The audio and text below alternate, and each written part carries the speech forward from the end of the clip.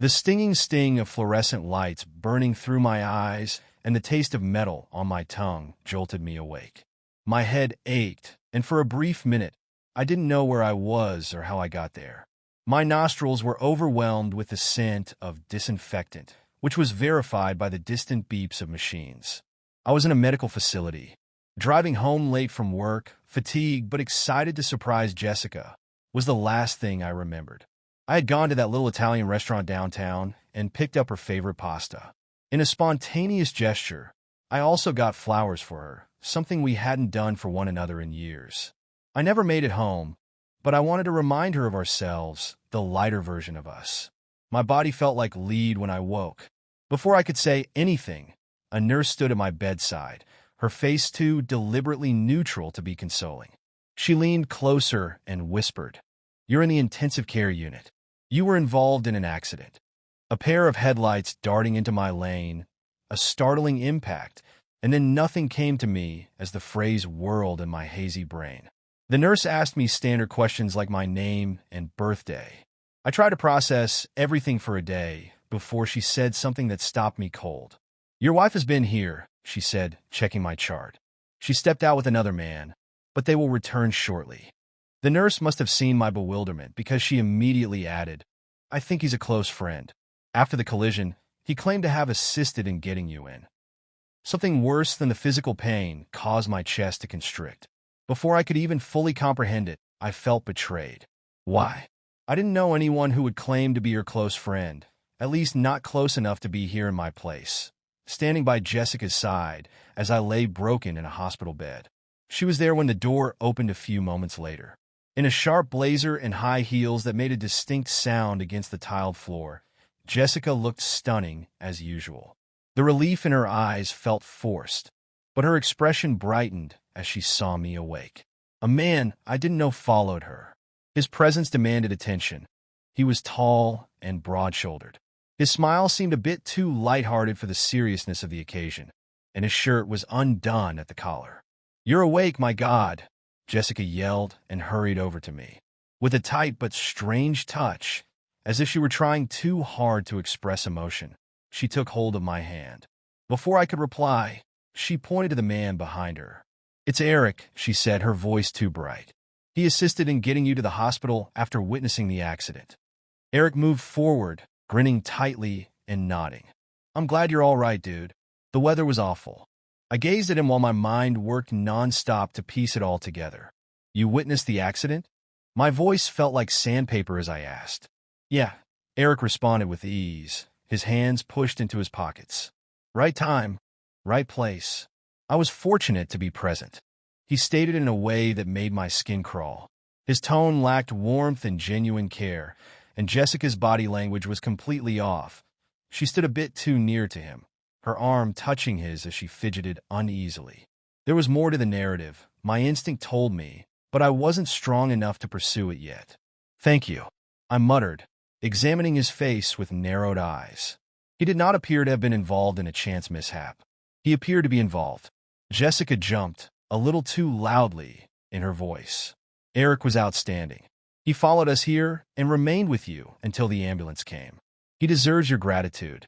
I didn't respond.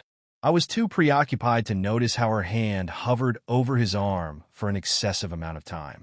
A fissure spreading through the brittle foundation of trust was cracked by something within me. One had been building with her for years. I had no evidence. Not yet, but I had a gut feeling that Eric had been in my wife's life before, and it most definitely wasn't the first time by happenstance.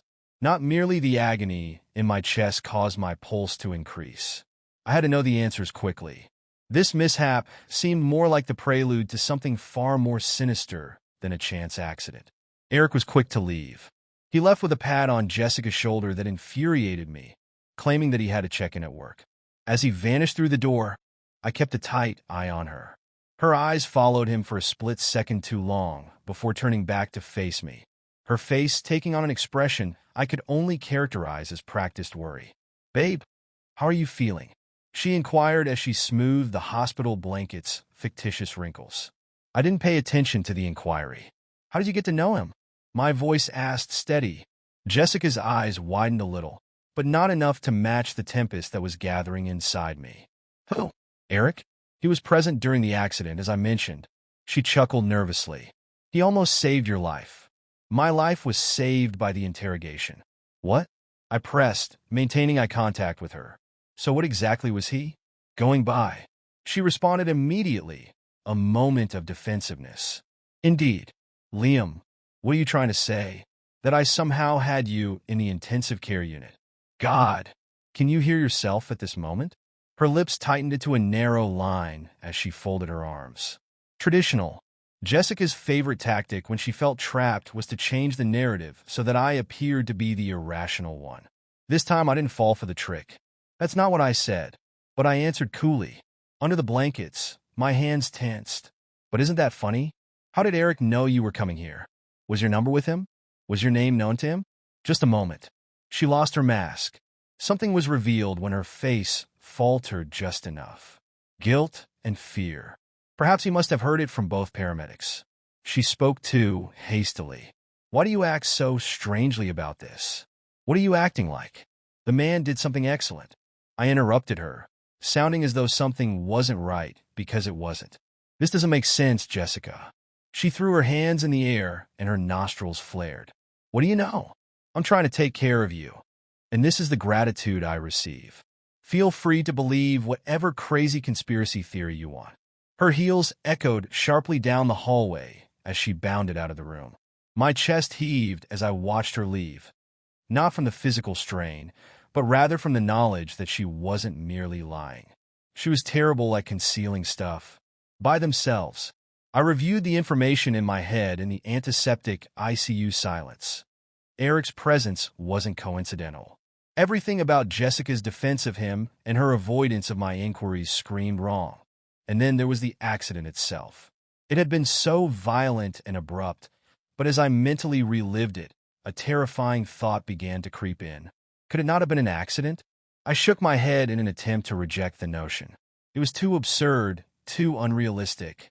However, the seed had been sown, and despite my best efforts, I was unable to remove it.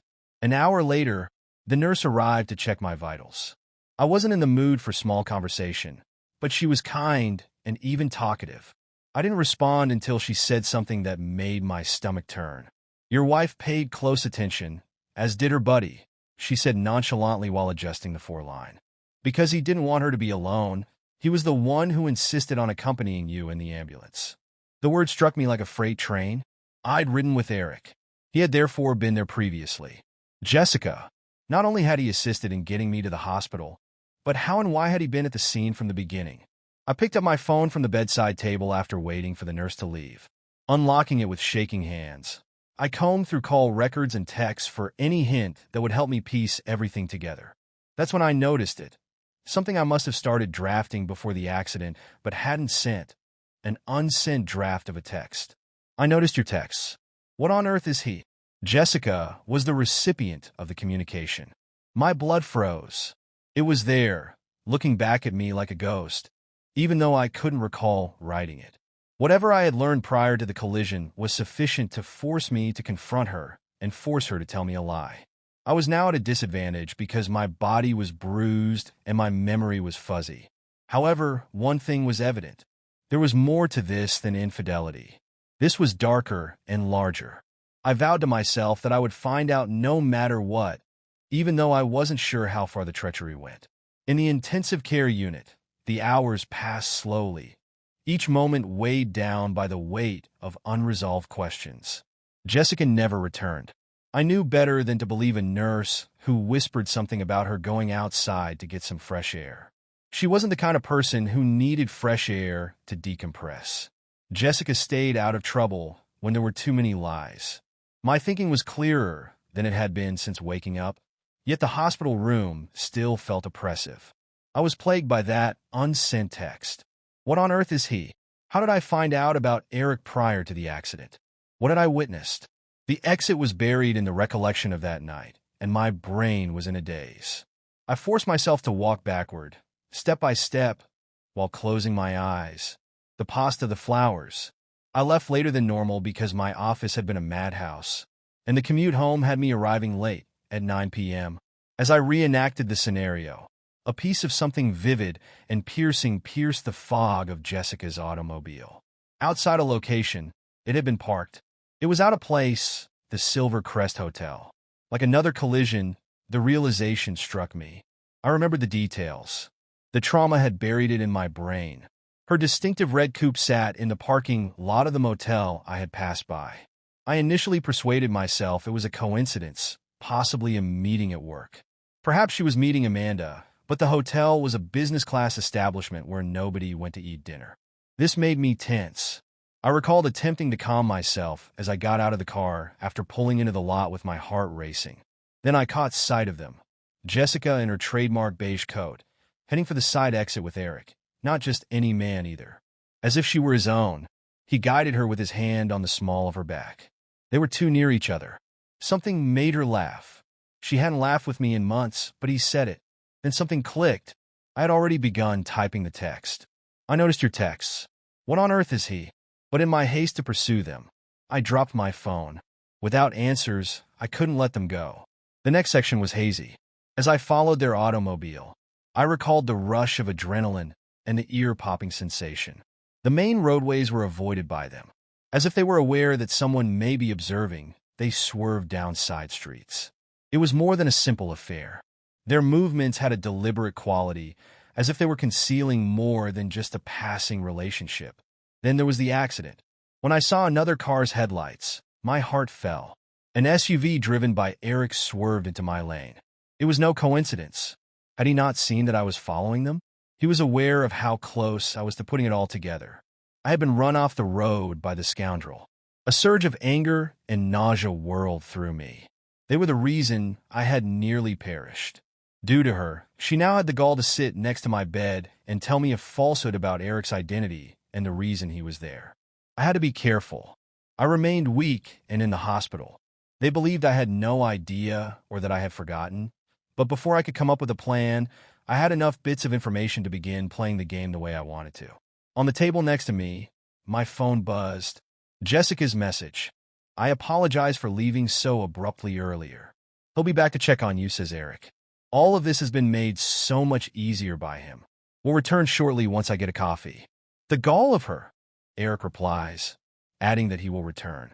How in the hell was Eric related to anything?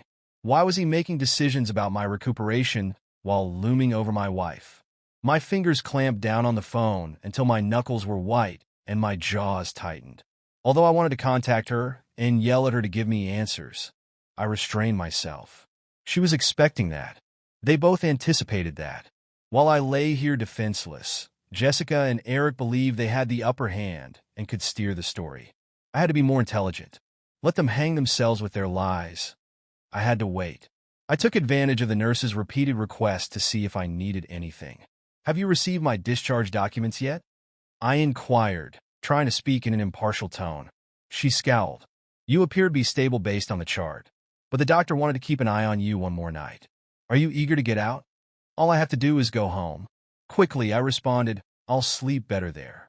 Despite her hesitancy, she committed to consulting the attending physician. My mind was racing with ideas as I stared at my phone while she walked out of the room. Jessica and Eric were going to discover how foolish they were if they believed they could control me and bury me beneath their slick falsehoods. I wasn't merely going to get by. Whatever they were hiding, I was determined to put a stop to it once and for all. Before the nurse could return with an update, Jessica came back. She entered with a coffee cup in hand and a composed, artificial expression on her face. For a few moments, the only sound I could hear was the soft buzz of the equipment monitoring my delicate condition as the door clicked shut behind her. She took a seat in the bedside chair, her gaze attentively scanning me, seemingly looking for hints of what I could recall. Uncomfortably, the silence lingered until I made the decision to break it. You've been away for a long time, I spoke in a steady, low voice. Where have you gone? She tensed up, obviously relieved by the inconsequential question.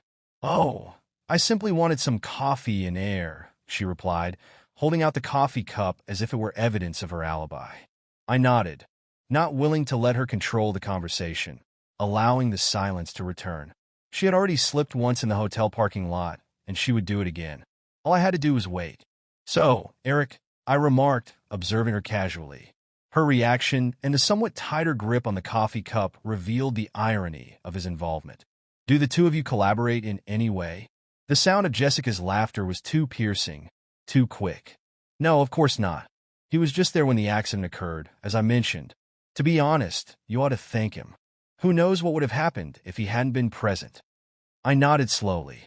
"But isn't that odd? He is constantly present even though he is neither a paramedic nor a police officer." She shifted uneasily, her eyes narrowing. "Liam, what are you trying to say?" I shrugged. "Just that, for a guy who was just passing by, it looks like you knew him quite well. He looks very much like you." Her expression stiffened, and I briefly feared she might lose her temper. Instead, she crossed her legs and sat back in the chair, as if to reclaim control of the situation. "I'm not sure what you're implying," she answered evenly. "But you've experienced trauma. You might be overanalyzing the situation." I may have smiled, but my eyes did not reflect it. "Or perhaps I'm recalling things," I said, closely observing her. Her voice was slightly strained. "Recalling? From where?" "Yes," I responded, "like the silver crest in the hotel. The one where your vehicle was parked the night of the collision, you know." She opened her mouth to reply, but nothing came out as her face went colorless. We both knew she had been caught. "Do you wish to clarify that?" I asked in a now chilly tone. "Or should I continue to speculate?" Jessica faltered, blinking quickly as she fumbled for an answer. "I was meeting Amanda," she finally said. "After work, we had cocktails. It isn't what you believe." "Oh, Amanda," I noted, giving a humorous little tilt of my head. "I noticed you leaving with Eric." She opened her mouth, then closed it. The lie hung between us like a noose tightening around her neck, even though it had been so swift and instinctive. Leaning forward, I forced myself to sit up, the aching in my chest easing. "Will you be honest with me, Jess? Or do you want to try again?" She let out an annoyed sigh, realizing there was no easy way out. And for once, her eyes flew to the door, as if she was assessing her possibilities of escape. All right. It wasn't what you may assume, but I did meet Eric there." "Oh, really?" I exclaimed, raising my voice. "Because I believe you have been skulking behind my back. I believe you have been deceiving me for several months." Then she leaped up, leaving her coffee on the side table. "That isn't the case, Liam. He works with me. I knew you would overreact if I told you about the project we were going to discuss. And guess what? I was correct. An undertaking." I let out a loud chuckle. "At a motel at night, the sound is hollow and harsh.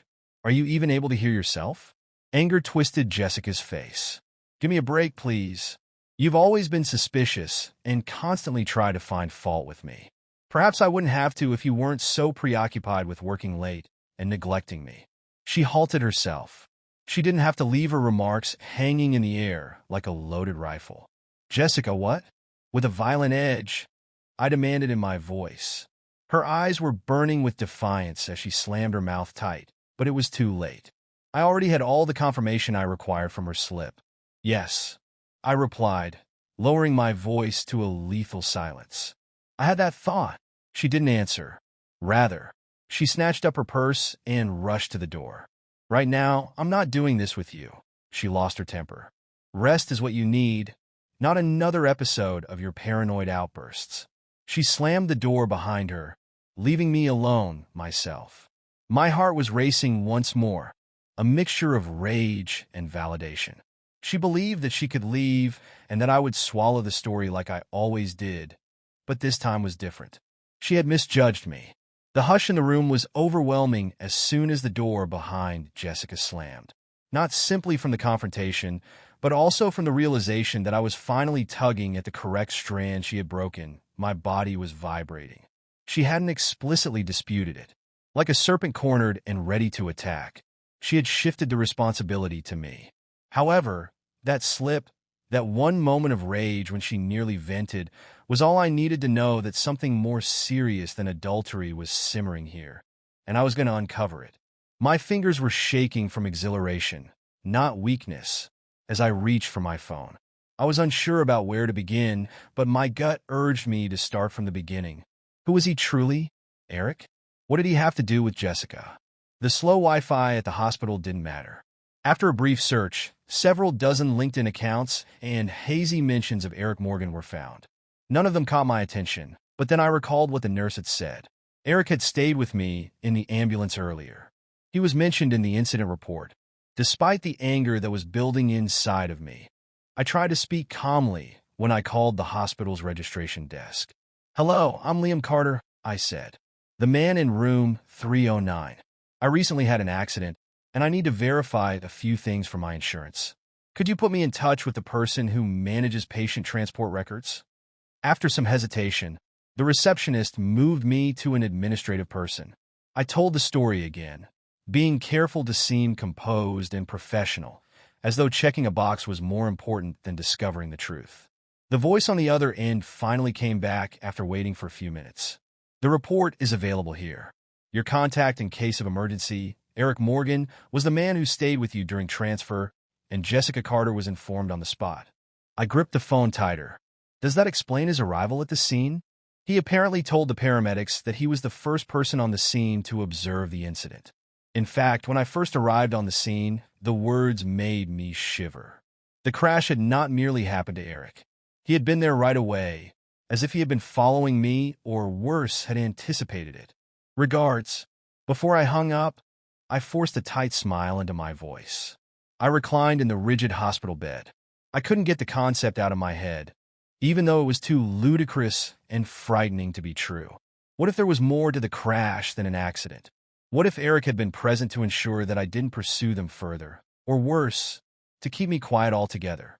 My train of thought was interrupted as my phone buzzed in my hand. I apologize for the earlier message. It was from Jessica. "When you feel better, let's speak. Avoid overstressing yourself. I adore you." The foolishness of that nearly made me chuckle. She believed that a few meaningless words and some time would be enough to mend this. Did she think I wouldn't remember the venom in her tone when she accused me, or the way her voice cracked as she tried to explain the hotel? No, there was no way I would let this go. Instead of answering, I chose to take a chance. I scrolled to a name I hadn't considered in years after opening my contacts. In college, Brandon was my closest friend. I learned how to advocate for myself and to be proactive from this guy. Over the years, we drifted apart. I stayed here to start a life with Jessica after he traveled out west for work. But Brandon had one trait that I needed more than ever. He had a remarkable talent for spotting lies and uncovering the truth hidden beneath false pretenses. I prayed and hit call. He would come through for me. He sounded sleepy, as if I had just awakened him. "It's been a long time, Brandon." "Yes, I'm not joking. Are you all right? I need your assistance." My words came out of my mouth in a hurry. "I believe Jessica is dealing with a significant issue. I don't believe my vehicle accident was an accident, but I don't have all the facts yet." A long pause ensued. "Jesus," he said at last. "All right, slow down. What on earth is happening?" I briefed him on the collision, the hotel, and Eric. The manner in which Jessica acted. Steady on the other end, he listened without pausing his breathing. "Liam, you're not crazy," he responded when I was done. "Something is undoubtedly happening, if even half of what you're stating is accurate. Before they can do anything more, you must leave that hospital and get ahead of this. I've already inquired about the discharge documents. I'll leave here no later than tomorrow," I said. "Excellent. Send me all you know about this Eric guy. Lay low, so she doesn't know you're on to her. I'll investigate further." For the first time in days, I felt a glimmer of hope as I hung up. When it came to digging up secrets, Brandon wasn't giving up. He would discover it if there was anything to find. With a quiet click against the tile, Jessica walked back in, her heels announcing her presence as the door opened. Her expression was poised, a picture of worry and serenity, but I could see right through it now. "Hey," she remarked in a nice, syrupy voice. "Feeling any better?" I was much better at forcing a smile. "Thanks. Once more." She sat near the bed. I could just feel the wheels spinning in her mind as her eyes scanned me. I was no longer her puppet, even if she believed me to be pacified and naive. Since I was now the one observing and anticipating her next action, I made sure to keep quiet so as not to miss anything. Jessica pulled out her phone and crossed her legs as she sat back in the chair beside my hospital bed, browsing through the screen as if nothing had happened. She was almost admirably calm. The atmosphere in the room felt almost oppressive. The walls appeared to be closing in. To keep myself composed, I utilized the heart monitor's steady beep as a metronome. I had to use my cunning. I was unable to tell her what I had discovered. Not quite yet. "You appear preoccupied," I said after a long silence. Her head jerked up as if I had touched a nerve, despite the fact that my tone was light and informal. "Distracted?" "No, I'm just checking my emails," she replied, forcing a tiny grin. "Why?" I leaned back against the pillows. "I was just curious. Lately, you've been tense. Earlier, you stormed out. Are you withholding something from me?" For a brief moment, her smile wavered, but then it returned. "Liam, are we really going to do this again? Eric and I have a project, as I mentioned." My tone became harsher. "I do recall that it was fortuitous that you happened to be meeting him the night I ended up in a ditch, and that the project happened to take you to a hotel." I noticed her shoulders stiffen and her jaw clench. "What you're implying bothers me." "I don't either," I remarked, looking down at her. "So, why don't you start answering my questions honestly instead of avoiding them?" Jessica put down her phone. She gripped the chair's armrests with her fingers. "You're acting suspiciously," she snapped. "What have the last few days been like for me, do you know? I've been completely concerned about you, and rather than expressing gratitude, you're making charges as if I've seen your emails." Cold as ice, I cut off my voice. Her face was devoid of blood. For once, she gasped for air as her mouth froze, opening and shutting like a fish. She had neither a diversion nor a fast answer. "Are you ready?" "What? Which emails?" Her voice was hardly above a whisper as she stammered. "The ones with Eric and you." Pain pierced my ribs as I leaned forward, but I didn't care. I refused to let her get away with this. "Do you mean the ones where you claim I have no idea and make sure I'm preoccupied?" Her hands went to her mouth, but there was no guilt, only rage. "You read my private correspondence?" "Liam, are you serious? There has been a breach of trust." I gave a sour laugh, a rough, unadulterated sound. "This is a rich breach of trust on your part."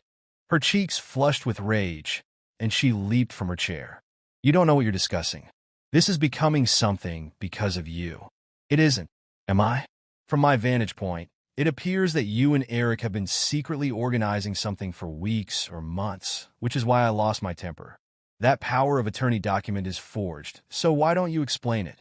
Jessica's eyes widened in horror, and I thought she might run away, but then something changed in her. Her expression shifted from terror to icy scorn. "You believe you have everything worked out, don't you?" she said with anger in her voice. "It's so easy for you to play the victim. Poor, naive Liam. Liam is too busy and always works late to realize that his marriage is failing." "Don't attempt to reverse this for me," I snarled. "This has nothing to do with our marriage or my working hours.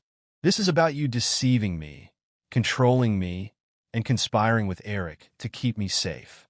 She interrupted me with a snap. For a while, neither of us spoke as her words lingered in the air like a gunshot. "Take precautions," I spoke again, scarcely raising my voice above a whisper.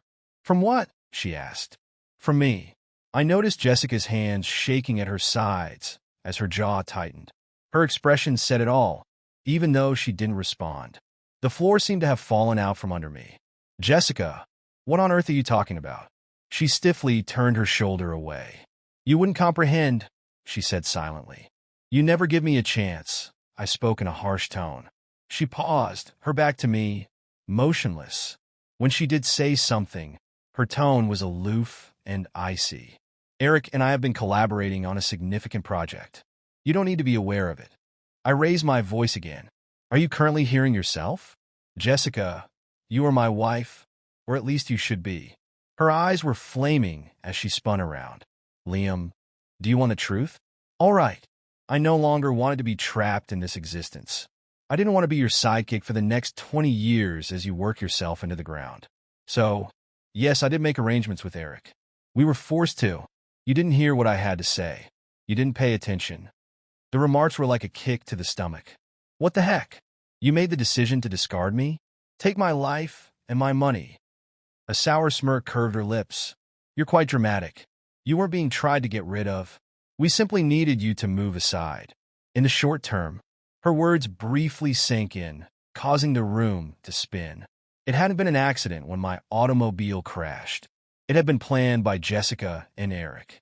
You attempted to murder me, I said. The words were incredulous and hollow.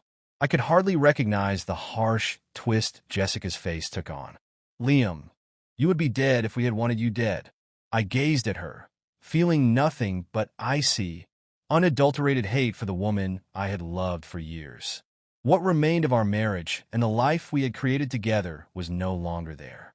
This is something you will regret, I spoke in a calm, steady voice. Jessica's face was unreadable as she raised an eyebrow. Perhaps, she said, at least I won't regret taking control of my life for once.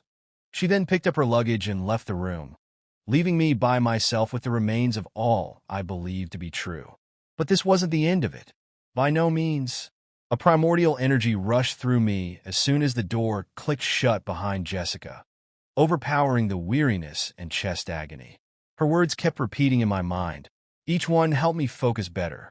All we needed was your temporary removal. This was no longer only betrayal. It was war. I grabbed my phone and dialed the number for Brandon. The second ring caught his attention. How are you, Liam?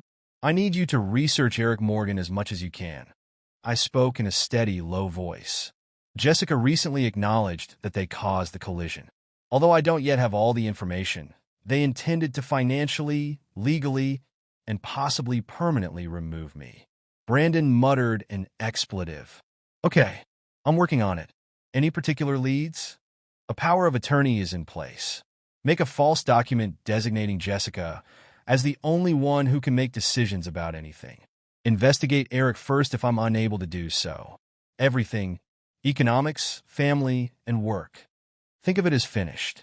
You still intend to go home from the hospital today? I'm leaving as quickly as possible. Keep me updated, I said.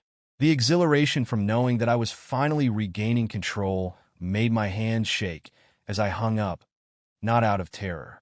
Jessica believed she had won. She believed she had left this room as the winner, but she was unaware of what was about to happen. It took longer to discharge than I had hoped.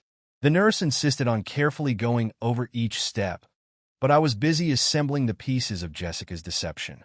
The sun had already sunk low on the horizon when I eventually left the hospital. I made a ride-sharing request. With each step, my ribs protested. I got into the vehicle, appreciating that the driver avoided small talk. I wanted the quiet to think about what I was going to do next. The house was silent and dark when I got home. Jessica wasn't there, but I could tell she wouldn't be returning anytime soon because her shoes and coat were gone. Excellent.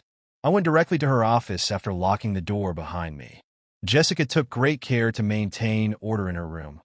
Too careful, almost. Her desk was immaculate. I wasn't searching for the obvious, but her files were neatly stacked. One by one, I opened the drawers and rummaged through the contents until I came across a folder hidden in the back.